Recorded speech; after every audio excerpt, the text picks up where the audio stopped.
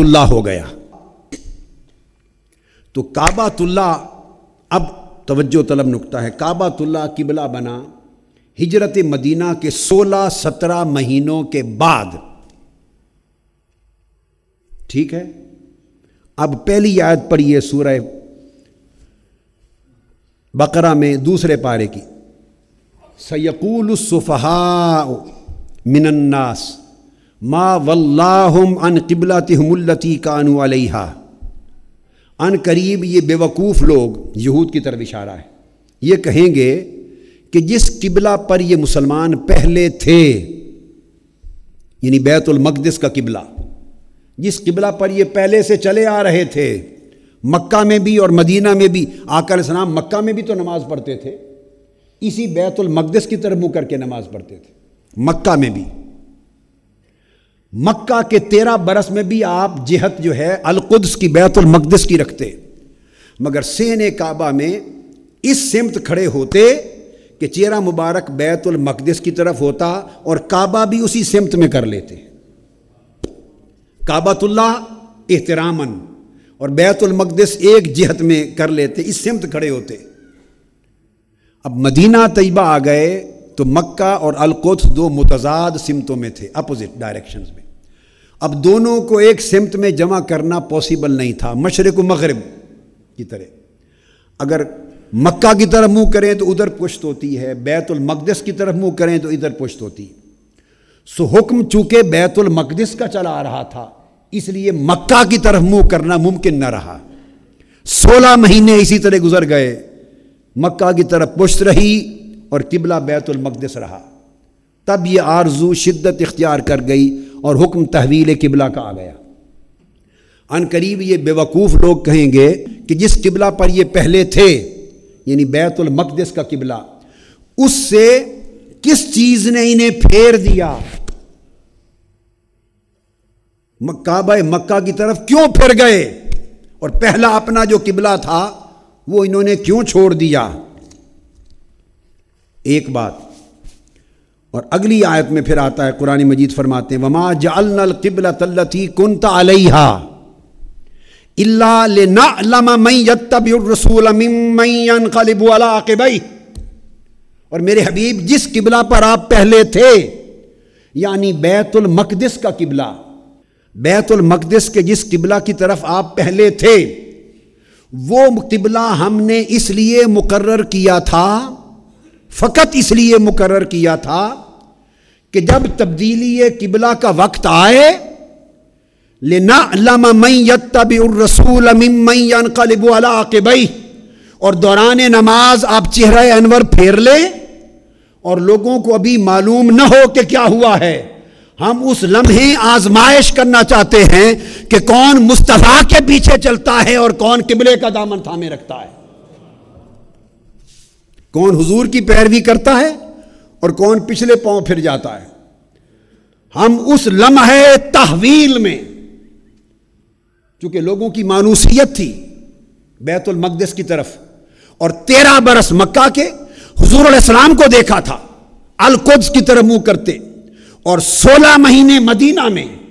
بے شمار صحابہ یہود تھے، اہل کتاب مسلمان ہوئے تھے، ان کا قبلہ بھی القدس تھا، تاریخی مانوسیت تھی،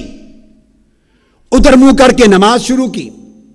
دوران نماز اللہ نے اجازت دے دی کہ چہرہ مبارک پھیر لیجئے، حضور کا رخ انور ادھر تھا، نمازی پیچھے کھڑے تھے منہ ادھر کر کے، تحویل قبلہ کا حکم آ گیا، آقا علیہ السلام نے جب چہرہ مبارک پھیرا تو صورت یہ بنتی ہے کہ امام کا منہ ادھر ہو گیا اور مقتدیوں کا منہ بھی اسی کی طرف تھا، آمنے سامنے ہو گئے، تو لا محالہ آقا علیہ السلام نے صفیں چیر کر ادھر آ گئے اور کعبۃ اللہ کی طرف منہ کر کے کھڑے ہو گئے، اب امام کا منہ ادھر ہو گیا، مقتدیوں کے چہرے صف در صف ادھر تھے، اب وہ لمحہ ایک امتحان کی گھڑی تھی، چونکہ تھی حالت نماز، اب نماز سے فارغ ہوتے صحابہ کرام پوچھتے یا رسول اللہ کیا ہوا ہے، وحی آئی ہے، حکم ہوا ہے، تو پوچھتے، آقا علیہ السلام بتاتے تو کوئی بات بنتی، نماز میں خاموشی تھی، بول سکتے نہ تھے، پوچھ نہیں سکتے تھے، آقا نے بتایا کچھ نہ تھا، بس حالت نماز میں چپکے سے پھرے اور ادھر آ کے کھڑے ہو گئے۔ اب صحابہ کرام کے رخ ادھر، امام کا مصطفیٰ کا رخ ادھر۔ اس لمحے کو اللہ رب العزت نے بیان کیا، فرمایا ان کانت لکبیرتن الا علی الذین ھدی اللہ۔ وہ جو ایک لمحہ تھا میرے محبوب جب تو صفیں چیر کر کعبہ کی طرف آ گیا اور سب صحابہ بیت المقدس کی طرف رخ کر کے کھڑے تھے،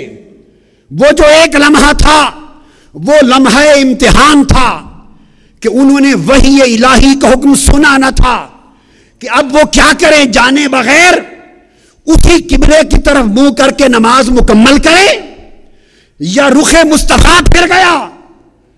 تو وہ قبلہ وہی چھوڑ دیں اور جدھر یار کا رخ ہے وہاں مڑ جائیں۔ یہ شیوا اپنائیں یا وہ شیوا اپنائیں، یہ لمحہ امتحان تھا۔ عقل کہتی تھی کہ جب تک حکم الہی نہ سنو، اللہ کی وحی کا حکم نہ سنو، فولوا وجوہکم شطرہ، جب تک نہ سنو جس قبلے کی طرف چلے آ رہے ہو جاری رکھو۔ بعد میں حضور سے پوچھنا تو اگلی نماز سے پھر رخ بدل لینا۔ عقل یہ کہتی تھی، عشق کہتا تھا نہیں، تمہارا اپنا تعلق ہی کسی قبلہ اور کعبہ سے کیا ہے، جدھر مصطفیٰ کا رخ ہے وہی کعبہ ہے، چھوڑ دو قبلہ کو۔ عشق کہتا تھا جس طرف حضور کا چہرہ پھر گیا تم بھی پھر جاؤ۔ اب یہ آیت اگر کوئی کہے کہ اس وجہ سے صحابہ پھرے تو یہ غلط ہوگا۔ یہ تو سلام پھیرنے کے بعد صحابہ کرام کے پوچھنے پر حضور نے بتائی کہ یہ وحی آئی ہے۔ قد نرا تقلب وجہک فی السماء، یہ تو رب کی اور محبوب کی دوران نماز ایک سرگوشی ہو رہی ہے، صحابہ کو کیا خبر؟ فَلَنُوَلِّيَنَّكَ قِبْلَةً تَرْضَاهَا، یہ تو رازداری کی بات ہو رہی ہے، صحابہ کو ابھی تک کوئی خبر نہیں۔ فَوَلِّ وَجْهَكَ شَطْرَ الْمَسْجِدِ الْحَرَامِ، کسی کو خبر نہیں ہے، صرف اس کے مابین اور محبوب کے مابین راز ہے۔ ایمان کا امتحان یہ تھا، خبر جان کر کے وحی آ گئی، نماز کے بعد جان کر کے وحی اتر گئی اور قبلہ بدل دیا گیا۔ یہ جان کر چہرے پھیر لے تو ارے یہ اور بات ہے، اور وحی الہی اور آیات قرآنی کا حکم سنے بغیر صرف یار کا محبوب کا چہرہ پھرتا دیکھ کر قبلہ چھوڑ دے، یہ اور بات ہے۔ تو اللہ رب العزت نے فرمایا ان کانت لکبیرتن، بڑی بھاری گھڑی تھی، امتحان کی گھڑی تھی کہ کیا کریں، الا علی الذین ھدی اللہ، مگر جن کو رب نے ہدایت دے دی تھی اور مقام مصطفیٰ کی معرفت دے دی تھی ان کے لیے بھاری نہ رہی، انہوں نے جھٹ قبلہ چھوڑ دیا القدس کا اور حضور کے پیچھے پھر گئے، سوچا جدھر یار کا رخ ہے ادھر ہی ہمارا قبلہ ہے، دیکھی جائے گی کیا ہوتا ہے۔ اب یہ تو تھا تحویل قبلہ۔ اب جو بات اس سے ثابت کرنا چاہتا ہوں اسی مضمون کے تسلسل میں، وہ عجیب ہے، اور وہ یہی ایک آیت ہے، پورا قرآن پڑھ لیجئے الحم سے والناس تک، یہی ایک ہے۔ اسی آیت نے حکم دیا ہے کہ قبلہ بدل لو، القدس کو چھوڑ کر کعبہ کو قبلہ بنا لو، فولی وجہک شطر المسجد الحرام، اسی آیت کے ذریعے قبلہ بدلا ہے۔ تو میرا سوال یہ ہے، بڑی توجہ سے اہل علم سوچیں کہ ارے قبلہ بدلنے کا حکم تو قرآن میں ہے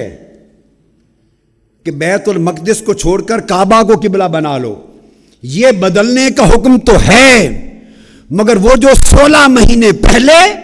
اور 13 برس مکہ کی زندگی کے وہ جو بیت المقدس کو قبلہ بنانا تھا وہ قرآن کی کس آیت میں ہے؟ وہ قرآن کی کس آیت میں ہے؟ آپ میری بات کو سمجھے، قبلہ بدلنے کا حکم تو قرآن میں آیا ہے، مگر بیت المقدس کو قبلہ بنانا یہ کہیں قرآن میں نہیں آیا۔ تو وہ جو 13 برس مکہ کے اور 16 مہینہ مدینے کے جو کعبۃ اللہ کی بجائے بیت المقدس کو قبلہ بنائے رکھا، وہ کس آیت قرآنی کے تحت تھا؟ اس کا ذکر قرآن میں کہیں نہیں ہے۔ هذا شیء عجیب۔